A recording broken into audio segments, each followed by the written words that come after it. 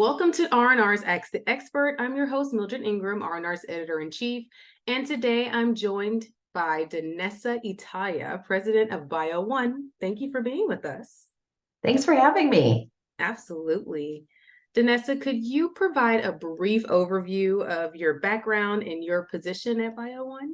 Sure, absolutely. So I have been in residential cleaning and home services for about, almost 30 years, which kind of dates me, but just really worked with brands like Molly Maid and Made Right, and then for a little bit of time worked with Property Management Inc. And so I've been with Bio1 for just shy of a year here, and I serve as president. And so I work with about 140 franchisees as we provide a business model for them that allows them to go out and start a local crime scene trauma cleaning company in their local markets. Wow. Oh my goodness. So, all right, today we're going to discuss forensic restoration, or basically, like you said, crime scene and trauma scene cleaning. Yeah. So, as mentioned before, we're talking crime scene and trauma scene cleaning. So, when dealing with this type of instance, where do you even start? Because I know this is a specialty that not many can muster up the strength to do. Yeah. Yeah.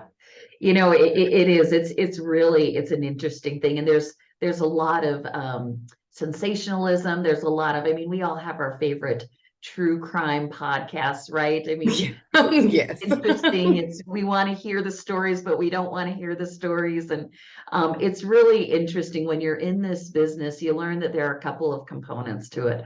One is you do need people who have the fortitude to be able to clean the things that we clean. You know, we clean up things that most people don't even think about.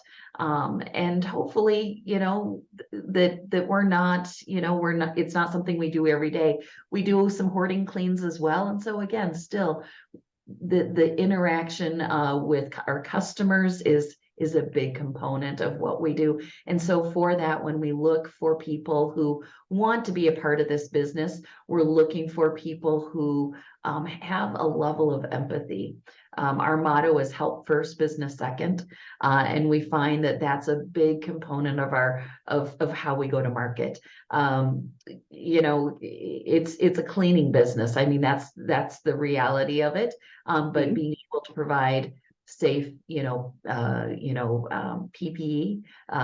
things like that for our team to make sure that they feel comfortable going into sometimes situations that are a little tough. Yeah. Oh.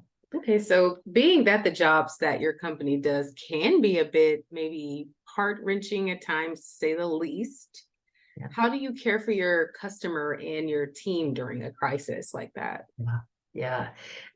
So like I mentioned before, I think the empathy piece of it for many of the folks in our business is why they're in this business. It's a great business model, but being able to give back to the community and being part of helping people is a big reason why so many of our franchisees and our employees are with us is because they've got that element. But when you see the same thing day in, day out, there's a level of compartmentalism that goes on. There's a lot of humor that goes on. And because sometimes you just have to laugh. You have to laugh about, we're doing a cleanup that we're measuring maggots by the bucketful. That you never thought you would ever talk about kind of become, part of your everyday. And then all joking aside, we also want to make sure that our teams, that there's a level of mental health as well that goes into this. They see a lot and they see people on their worst day in their life. And so being able to have some support there is huge. But I think as humans, we find solace in talking to other folks who are going through the same thing as as they are. And so having a franchise network that they can lean on is huge, giving them that outlet to be able to share what they saw today and being able to say, oh yeah, I've seen that before. Here's what I've done. Or, hey, that must have been a tough job. Here's what I've done to support my team there. And then you've got like hot days and we're in hazmat suits all day long. And so being able to make sure you're taking care of your team, whether it's cooling vests, whether it's making sure they're drinking lots of liquid IV, I mean, we want to make sure we're taking care of our teams. Okay. Absolutely. And I'm so glad to hear that mental health is like a huge factor within it, as well as physically taking care of them, because I'm sure it encompasses all of that, just this industry in general.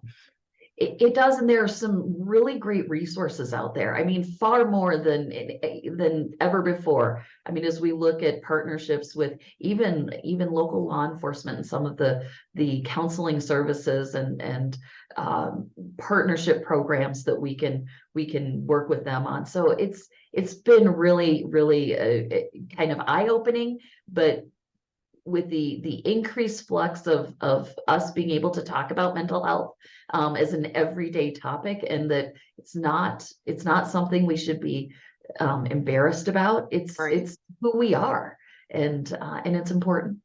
Yeah, absolutely. So these jobs are pretty discreet in nature, I'm sure. How important is discretion and compassion? Because I know that you said you enforce empathy. How important is this when working on a job for Bio1? Right. So it's one of the top things for us is discretion. Whatever it is, whether it's a hoarding clean, whether it's a suicide cleanup,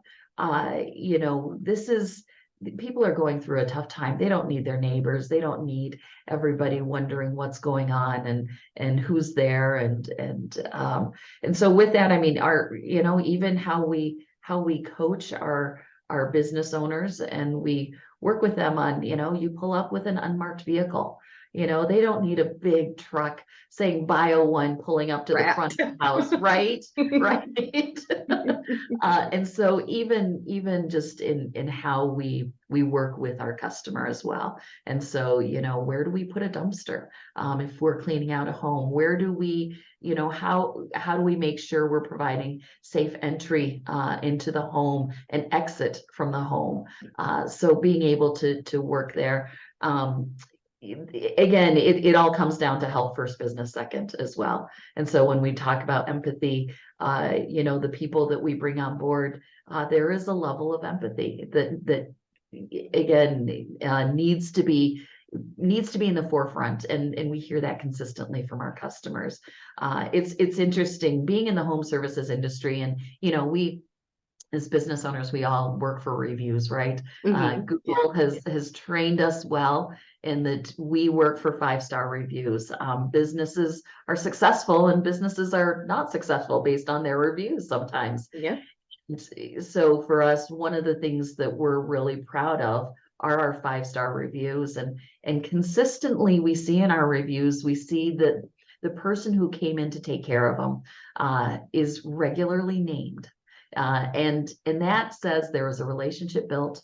It means that they trusted us to take care of their most private, their most personal items. And so being able to have that empathy, being able to really focus, and that's our motto, that's our tagline, that's who we are, very much explains the culture of this brand. And it's something we're very protective of. And we hold ourselves to that standard. Okay, I think that's great. And of course, I mean, it could be embarrassing. So of course you don't want a huge wrapped car, and just if everyone could not be in your business, that'd be great. So I love that. We had a gentleman who was gracious enough to let us capture on film a little bit of his story. And one of the things that he talked about is is he was struggling with depression and ADHD and hoarding, and then he got married during COVID, and then his wife got cancer, and it was tough, but he knew he needed to figure out, how do I get my living space to be a safe space for my wife while she's going through this. And one of the things that he talked about was the fact that the person who came in didn't make him feel like it was Gross or anything. right. Yeah. Exactly. And so helping them understand, hey, we see this and we see a lot of this, and this isn't that bad. We can help you out.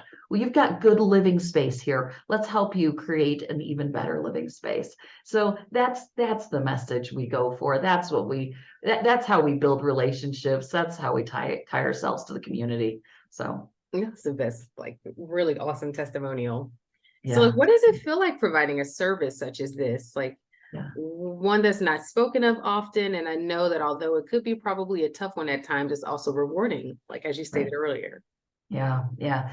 So one of the things that we do is actually just recently we sent out a survey to our businesses, and we asked, what's your level of satisfaction? Knowing the question that you just asked, you see things that people shouldn't have to see once in their lifetime, let alone A regularly. couple of times. And Yeah. right. And so how do you feel about this? And it's really interesting. Our franchisees rated their satisfaction for what they do off the charts. It beat every benchmark that they compared to other home service businesses. And it's because it's got that aspect of giving back to the community. Yep. And so you talk about, the ability to be involved, to give back. We have several franchisees where this is something that's very personal to them. Either they have a family member or they have someone very close to them who's either, has however they died, but that they needed a service like this. And so for that, knowing firsthand what they were going through, to be able to provide a service that they can back and they can say, hey, I want to help people. I've got a franchisee who took his son's life insurance policy and has said, hey, I don't feel like anybody should ever have to clean up after a suicide. And so if you can't pay for it, then I will cover it. And then anything that he does collect, he puts it back into this fund so that he can make sure that is something that for him, he can make sure that no family member ever has to clean up in such a tragic circumstance. And so you when you get to surround yourself with people like that are so passionate about giving back to their community, giving back to people in a tough time, and being a helper there, there's a lot of satisfaction. There's a lot of humility, and being able to be a part of that. And so, people think about this business model and they think, oh, I don't have the stomach for it. I think sometimes they lose sight of the fact that we get to help people in some of their darkest days. And so being able to provide that support, there aren't many opportunities to do that.